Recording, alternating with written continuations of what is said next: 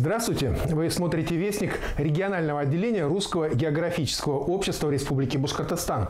И я его ведущий Рустам Серзидинов. В республике началась реализация экологического проекта «Родники Башкортостана». Жители республики до конца года смогут благоустроить свои родники за счет спонсорских и частично бюджетных средств. Проект организует общественная организация «Зеленая Башкирия» совместно с Министерством природопользования и экологии, Министерством лесного хозяйства, Государственным комитетом по туризму Республики Башкортостан и региональным отделением Русского географического общества. Основной целью проекта является благоустройство родников, расположенных на территории Республики Башкортостан. А задачи – это обновление реестра родников, изучение биологического состава воды, их обустройство, а также создание точек притяжения на туристических маршрутах. Заявки на благоустройство родников от администрации муниципальных образований, общественных организаций или инициативных групп граждан принимаются до 14 марта 2021 года. К заявке необходимо приложить следующие документы: фотографии родника с разных ракурсов, анализы воды, количественно-химический анализ не менее 15 элементов, органолептический анализ, бактериологическое исследование. Справка из администрации муниципального образования о собственнике земельного участка, на котором находится родник. Выписка из генплана территории, на которой находится родник. Архивные документы, подтверждающие историческую или культурную ценность, не обязательно по желанию. Согласие на обработку персональных данных. Заявку можно подать двумя способами: по электронной почте или почтой по адресу 450008, Республика Башкортостан, город Уфа, улица Пушкина, дом 95, кабинет 311. В теме письма необходимо указать «Заявка родники Башкортостана». Экспертная и конкурсная комиссии выберут 5 родников, которые будут благоустроены в рамках проекта до конца 2021 года.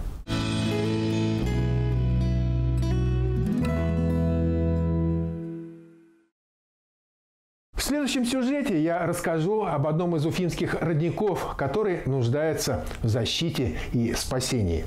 Во время фенольного отравления столицы выбросами химпрома этот родник спасал многих уфимцев, проживающих в районе Госцирка и парка Гафури, бульвара Славы и Горсовета. Сегодня люди должны спасти этот родник.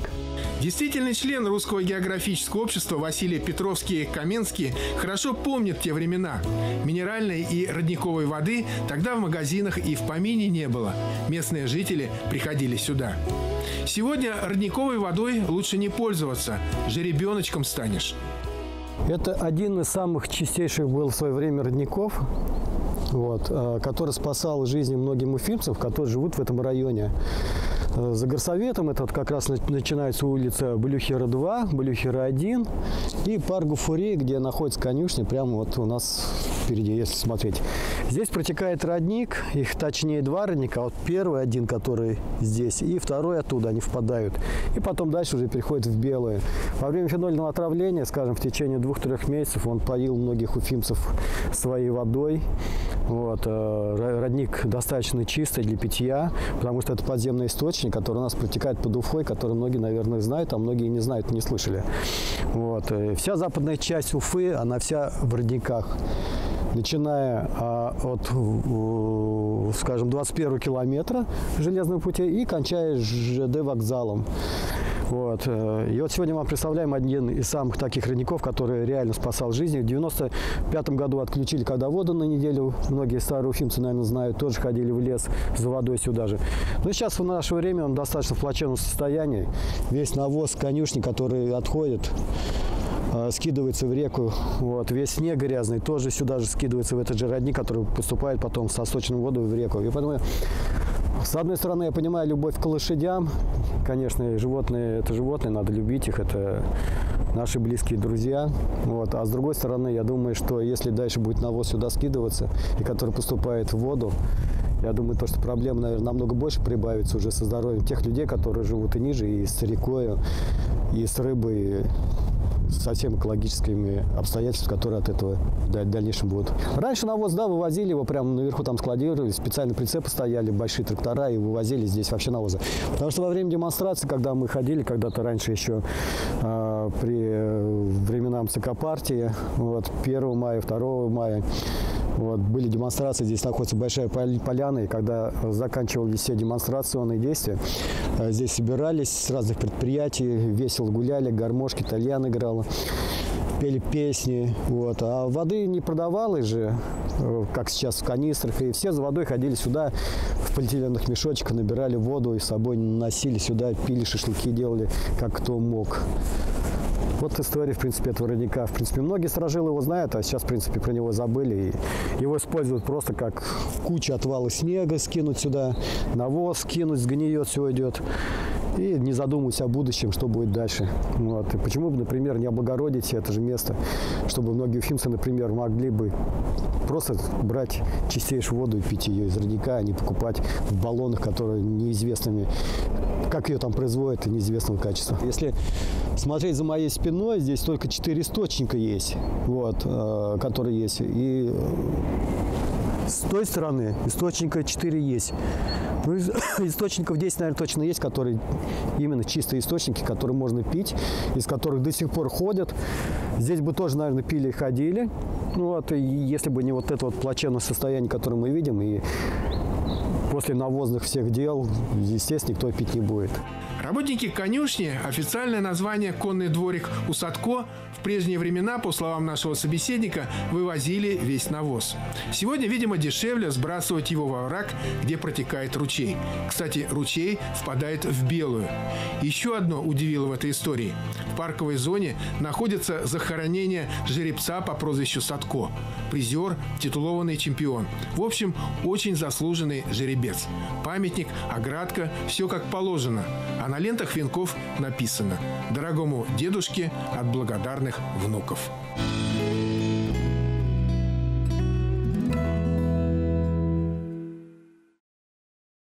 В одном из выпусков я рассказал о совместной акции природно-ландшафтного парка Русского географического общества «Аскын», Союза охраны птиц России и Башкирского спутникового телевидения.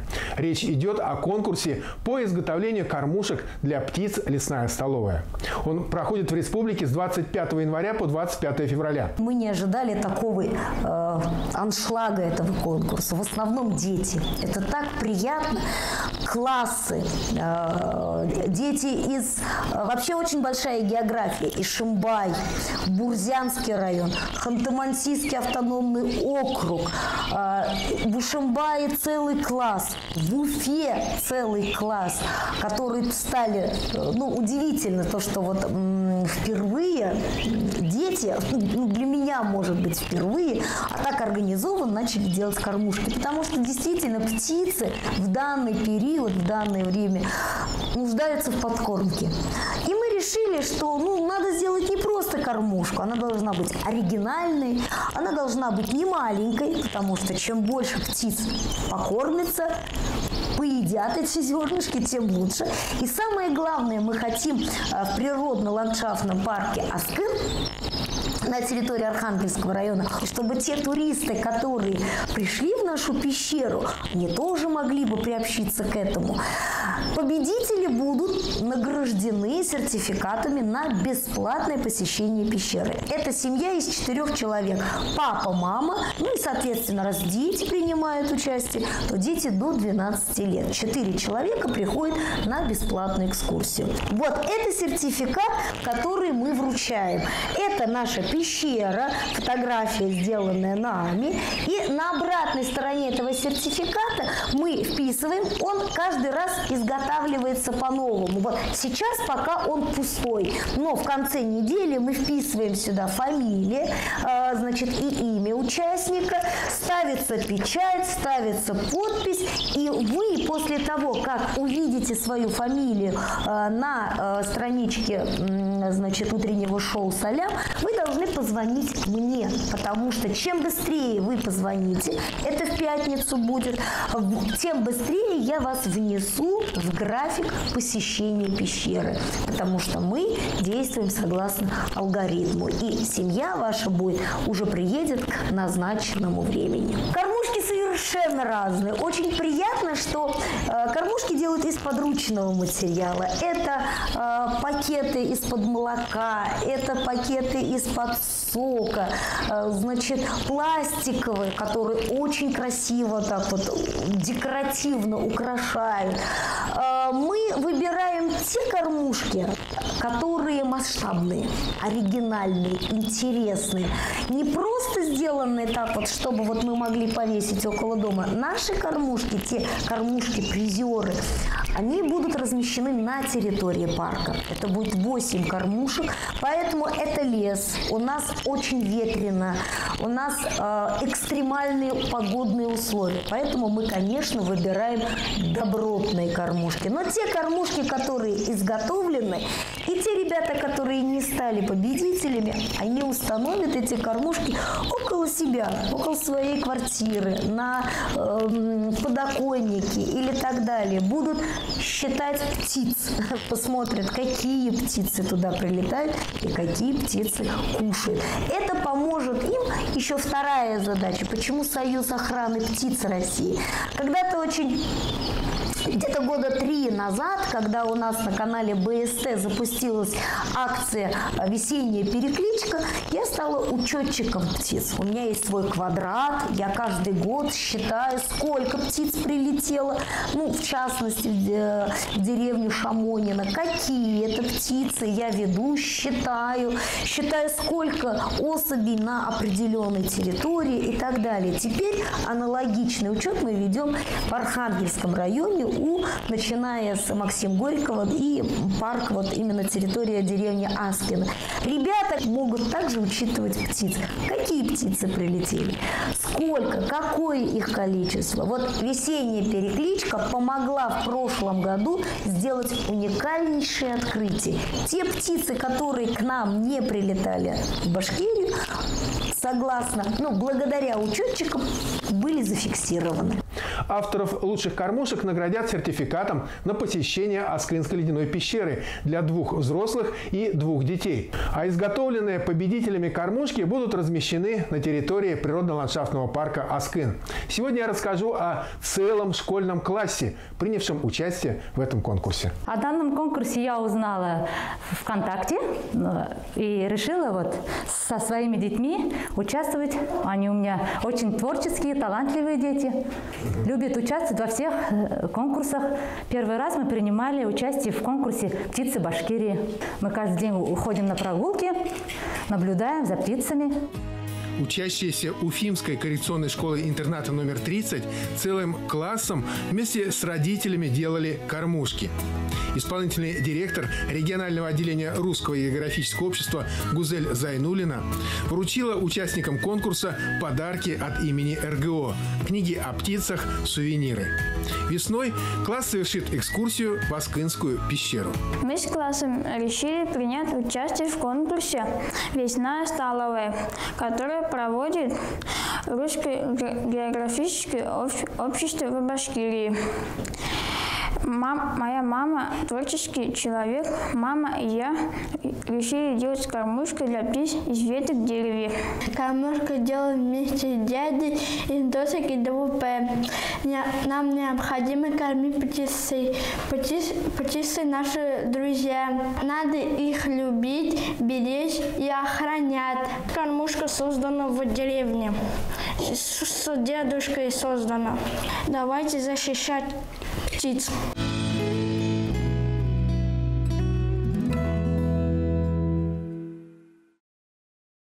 Башкирское отделение Русского географического общества стало победителем конкурса на предоставление субсидий социально ориентированным некоммерческим организациям республики для реализации общественно значимых программ. Отделение при поддержке Фонда содействия гражданскому обществу Республики Башкортостан получило грант главы республики на создание цикла видеофильмов «Выдающиеся исследователи Башкортостана». Председатель регионального отделения РГО, ректор Башкирского государственного педагогического университета имени Акмуллы Салават Сагитов провел рабочую встречу с участниками проекта. Мы закончим съемки когда?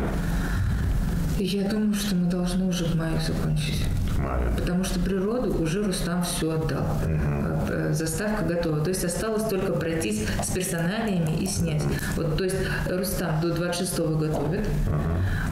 Даже уже на следующей неделе. Все, сценарий уже на руках. То есть интенсивно работаем. Проект представляет собой цикл видеолекций об ученых, изучавших Южный Урал и Башкирию, и о исследователях, выходцах из нашей республики.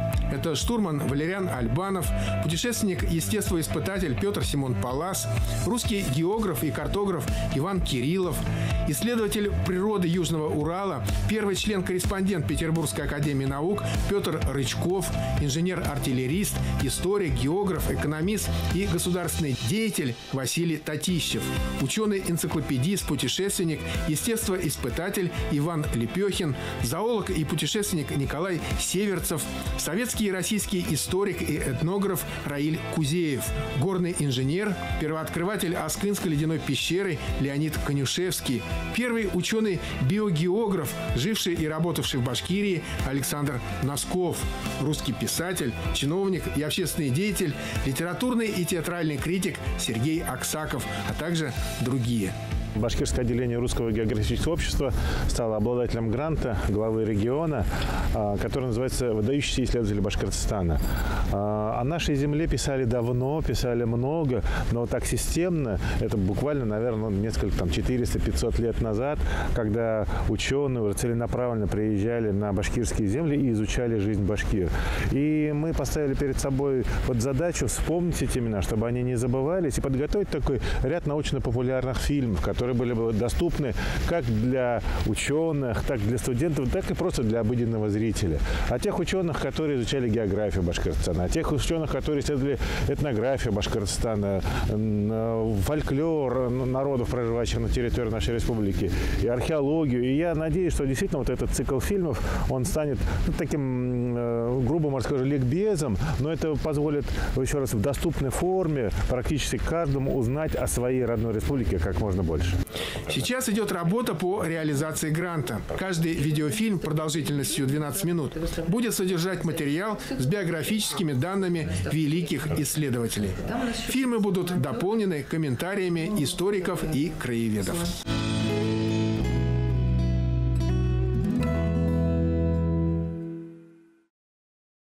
Все 15 видеофильмов, посвященных выдающимся исследователям Башкортостана, будут показаны на канале Башкирского спутникового телевидения в рамках нашей программы «Моя планета. Башкортостан».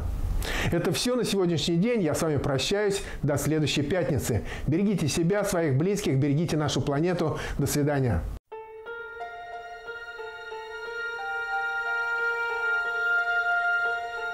Шла середина XIX века. Эпоха великих географических открытий была в самом разгаре.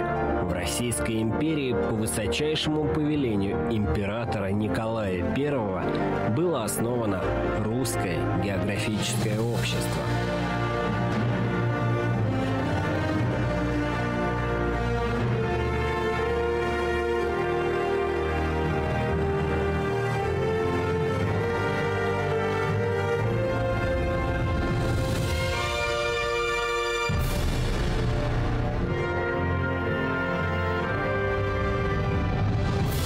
Русское географическое общество – старейшая организация в России, одно из старейших географических обществ мира, ведет свою деятельность непрерывно с 18 августа 1845 года, объединяет специалистов в области географии и смежных наук, а также энтузиастов-путешественников, экологов, общественных деятелей.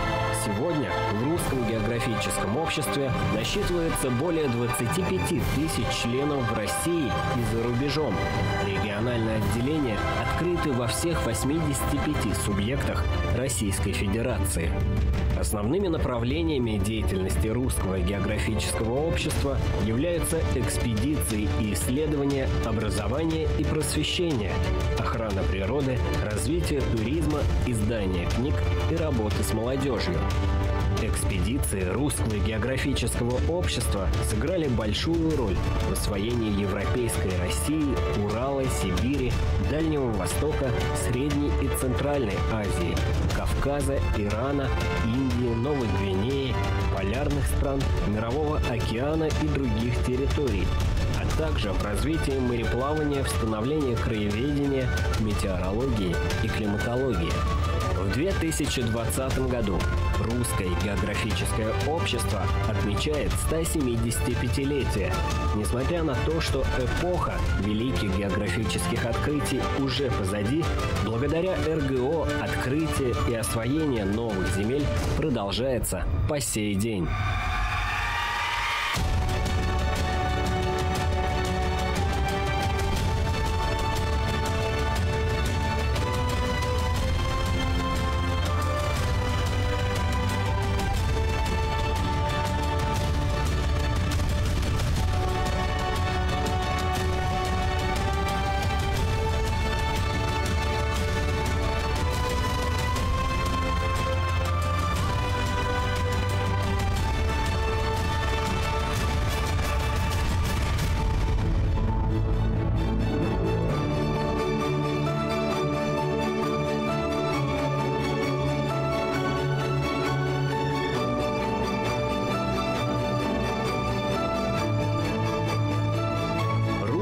Географическое общество.